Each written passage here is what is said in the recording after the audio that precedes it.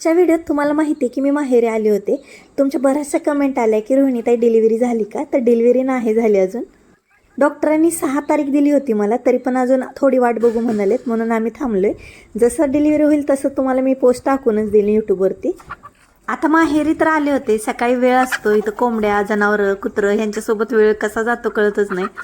आता हे सगळं करत असताना एका ब्रँडसोबत मागच्या महिन्यात माझं बोलणं झालं होतं कोलॅबरेशनसाठी. त्या प्रोडक्टची डिलिव्हरी माझ्याकडे उशिरा पोचली, त्यामुळे इथलाच ॲड्रेस मी दिला होता. किचनची खूप सुंदर भांडी होती त्याच्यामध्ये, पण ते कोलॅबरेशनचा व्हिडिओ होता, तो मी विकत घेतलेला नाही आहे काहीच ह्यातलं. पण स्क्रिप्टप्रमाणे कधी कधी मला व्हिडिओमध्ये बोलायला लागतं, म्हणून म्हटलं आधीच तुम्हाला सांगून ठेवावं. आणि माझी डिलिव्हरी झाल्यानंतर कदाचित हा व्हिडिओ येऊ शकतो, किंवा 1-2 दिवसात पण येऊ शकतात. एवढे सगळे प्रोडक्ट आहेत, किचनमधल्या वस्तू आहेत.